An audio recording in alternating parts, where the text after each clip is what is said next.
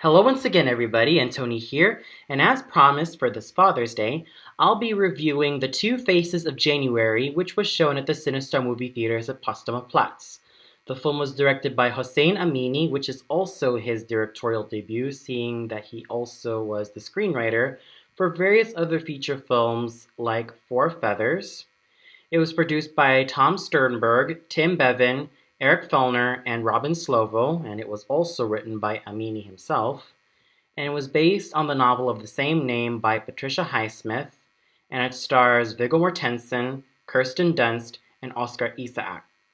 Now, I didn't really have such high expectations for this film, but it looked very promising. And before watching this film, I checked out the Film Brain's projector review of this movie, and he gave a lot of, very promising details of why this movie is very recommendable. And I even went onto IMDb and saw the critiques that this movie had, and most of them were very positive.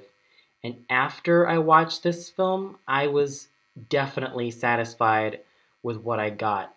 Now, story wise, this film definitely has a great sense of atmosphere and tension, especially seeing that the main character is someone who's neither really good nor horribly bad.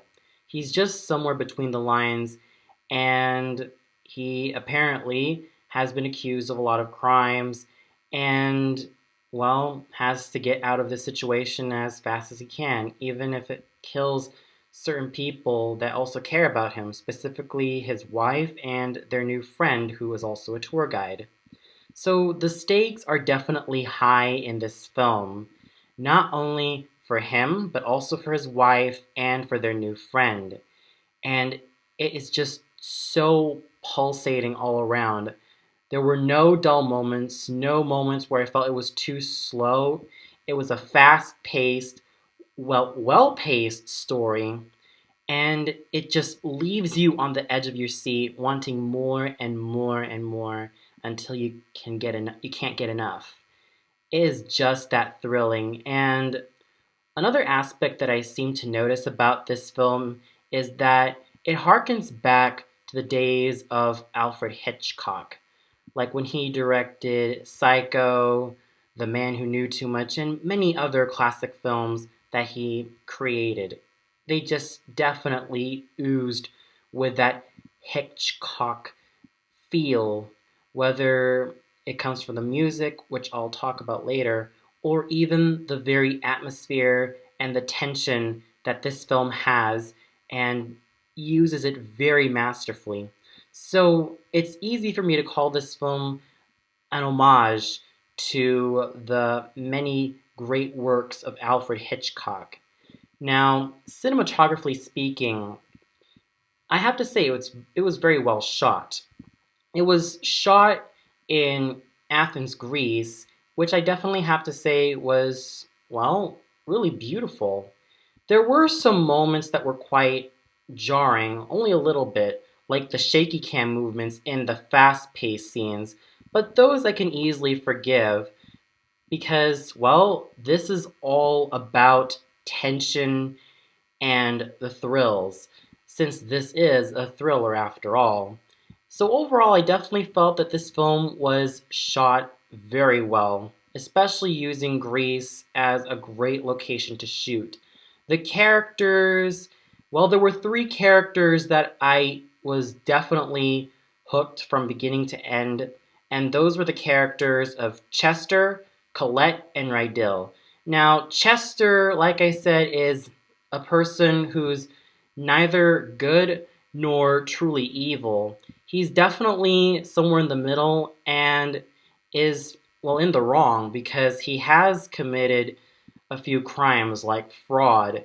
And in the beginning of the film, he murders a private detective who, wanted to interrogate him. It was just that thrilling to see, just how he's slipping from trying to be very composed since he is a very rich man who has a lot of money to travel around the world and to go to all these fancy hotels. But as the film progresses, he starts to lose his sense of morality and he starts becoming a little bit more insane than usual to the point where he is very jealous of Rydell because of the many affairs that he has with his wife, who is, well, extremely young. I mean, who can blame him? Who can even blame her? But all in all, he's definitely a very fascinating character. He sort of harkens back to a lot of the many anti heroes from Alfred Hitchcock's films, like Norman Bates, for example. He definitely has that streak of Norman Bates, which kind of left me speechless at times because there were moments where he had a little bit of that Norman Bates streak, whether he is, well, unstable or if ever he starts to suspect that his wife is going to have an affair with this strapping young tour guide all the way from America who happens to be very fluent in many other languages. So he's definitely very fascinating. And he's definitely someone who's not a goody two shoes, nor is he stereotypically evil. He's definitely someone that, well, I myself kind of felt frightened just by watching his every move, whether he gets jealous of Rydell or whether he tries to run away or whether he tries to fight back. Every moment that I saw Chester, especially when he changes his name, I could really see that he is trying to run from the law. He's totally on the lam, and that's what makes this film very exciting and so full of tension. The fact that this character is on the lam. Now, this was definitely the one character that really kept this film from being boring, but making it very exciting. It was just so exciting just watching him go from scene to scene. But every time we see him, he starts losing a bit of his sanity and a little bit of his morality to the point where, well, he kind of slips to the dark side, but he is definitely very fascinating. Harkening back to the various incarnations of Hitchcock's male anti heroes. And then we have his wife, his very, very young wife, Colette. Now, Colette is a very sweet, young, everyday, well, sweet, everyday woman. She didn't want to be part of this little crime. She just basically wanted to have fun in her vacation. She wanted to get away from the hustle and bustle of the big city life and just enjoy Greece for all of its historical sites and all of its beauty. But when she suspects that her husband did something wrong, like murder, she feels so wrong. She feels totally flabbergasted of these strange and very abrupt turn of events. She really tries to be the only sane woman. She definitely tries her hardest to keep her cool, especially when she tries to reason with her own husband. And it's rather sad seeing her in this situation. And it's almost no wonder why she is a lot more close to Rydell. And I could see a lot more chemistry with Colette and Rydell more than Colette and Chester. So yeah, definitely Colette is the only sane woman in this movie, but what happens to her in the climax, even though to me it was kind of abrupt, will definitely make you scream in anguish and probably will make you have some waterworks, if you know what I mean. So yeah, Colette is definitely the only sane woman in this trio, and she really tries her best just to keep herself composed and just to try to step above from the madness that her husband got her into, to the point where she really couldn't take it anymore. She wants to get out of this horrible situation, but she feels that reality is harsh on the both of them, or rather the three of them, to the to that point where their passports have to be changed. So yeah, she's definitely a character that I definitely like because she is the only sane woman. I'm really much a sucker of only sane men and women. The other only sane man in this trio has to be Rydell. Now, Rydell is definitely very fascinating because he is a tour guide to a lot of tourists from all over the world, especially when touring around Greece. And what's also interesting about him is his educational background. He states that he has a father who is a professor and has been taught various languages as a child, like French, Spanish, Greek, Russian, many others to name off the top of my head, or even what he said. He's definitely intelligent, resourceful, and, well, he is also another sane man in this trio of main characters. He's pretty much someone who tries to keep his head up and tries not to give in to the madness.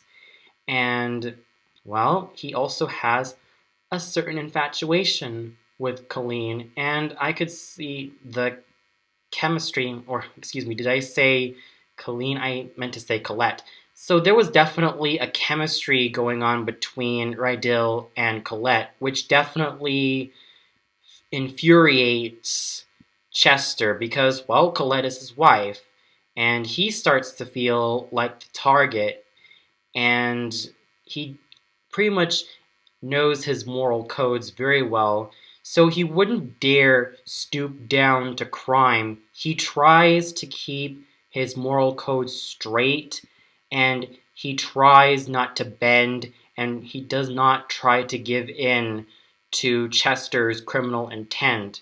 So overall, these are definitely a trio of very fascinating and very intriguing main characters who pretty much were an inspiration of the various works of Alfred Hitchcock. I know that I've basically said, well, various works of Alfred Hitchcock a lot, but this is what this film is in particular, one huge homage to Alfred Hitchcock. And what would these characters be without great actors? Viggo Mortensen, who is very famous in his role of Lord of the Rings and various other drama movies and action movies, portrays Chester's slimy nature and also his very desperate, very infuriated, jealous nature to a T, to the point where it was almost frightening. His performance of this character is so believable. It was really, really something that is so Oscar worthy. It is definitely up there with Anthony Perkins' portrayal of Norman Bates. And that is saying something, especially when you have a veteran actor like Mr. Mortensen portraying this type of character who is neither good or evil. He's just simply there, but is in the wrong. He definitely did a fantastic job as our main anti-hero. Kirsten Dunst, who I remembered as Mary Jane from Spider-Man 2002 and its sequel, Spider-Man 2 2004, was really wonderful as Colette. She was able to play Colette's sweet, determined, very feisty nature very perfectly. She fit the character very well, and it was just a very memorable portrayal. And I could definitely see her being voted as Best Actress for the upcoming Academy Awards. And then we have Oscar Isaac as Rydell. He was able to give Rydell a certain charm and likability to this character. And he was able to portray his only sane man nature very well, to the point where he was extremely believable and was just superb. And then we have Emily Bevan in a very, very minute role, which is that of a young schoolgirl. Sure, her role was extremely minute, but she was very serviceable in this role. So all the actors in this film, whether they had big roles, small roles, or cameos, they all played their parts very well. Another aspect of this film that I definitely give kudos to is definitely the costumes and the feel that it has. It has a very nostalgic feel since this movie was set in 1962. And it was just so gorgeous to look at. The costumes, especially that of Colette's and that schoolgirl's hairstyle, were definitely that resonant of how women dressed in the 60s, especially that of the men's outfits. I thought they were all that gorgeous, as I really felt like I went into a time machine and here I was in the 1960s.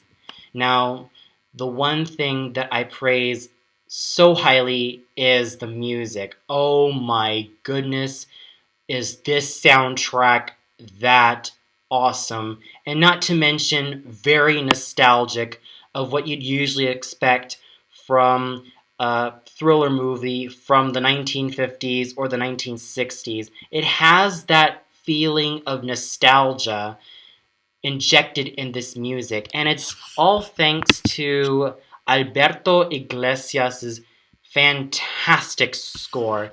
It is really something that's worth purchasing and downloading, and it's also because of its nostalgia. It's clear that this music is well inspired by a lot of these thrillers from the 1950s and the 1960s, specifically that of Psycho, The Birds, and The Man Who Knew Too Much. They were definitely all that memorable. The music, like I said, is so full of nostalgia to the point where just listening to it is just like stepping into a time machine and just, well, listening to this wonderful piece of music being orchestrated in front of your very ears. Everyone from the orchestra did a very great job in making this music as nostalgic and as thrilling and as very tantalizing and very, very enjoyable to listen to all throughout this movie. And I thought each piece of music was definitely appropriate for each scene. So overall, this film was definitely a huge blast to watch. This is by far one of the best thriller films I have ever seen, as it takes so many references from Alfred Hitchcock and uses it very well with respect and with a lot of style and a great amount of substance. So I give this film a 5 out of 5 stars. This is definitely worth your time, especially to all the dads out there. If you have kids or teens or older kids that really love a good thriller movie and have watched the likes of Psycho or even that of The Man Who Knew Too Much or many other classic thriller films, go ahead and make them watch this. I'm sure that both of you, well, both father and the children, will definitely have a blast in watching this film. You cannot go wrong with such stellar acting, great music that harkens back to the Hitchcock era, and such great cinematography. You will not be disappointed. And if it comes out on DVD, by all means, go ahead and include it in your DVD collection. I'm sure it will come at a very reasonable price. Well, that's all for now. Be sure to tune in to my next few reviews, and which I'm going to be very excited for, since there will be a buttload reviews on the 4th of July until somewhere in the first week of August. So I am definitely excited for that. And I hope you're also excited for that too, because I'll be reviewing a lot of operas, concerts, and maybe a few films here and there. So definitely stay tuned for that. So until then, this is Antoni signing off, wishing you all a good night, And I hope all of you have a very happy Father's Day. And to all the dads out there, especially that of my dad, I hope you all have a great Father's Day. And I hope you were all able to catch the game, which is probably going to be played on your TVs. And I hope you all have a lot of fun. Take care, everybody.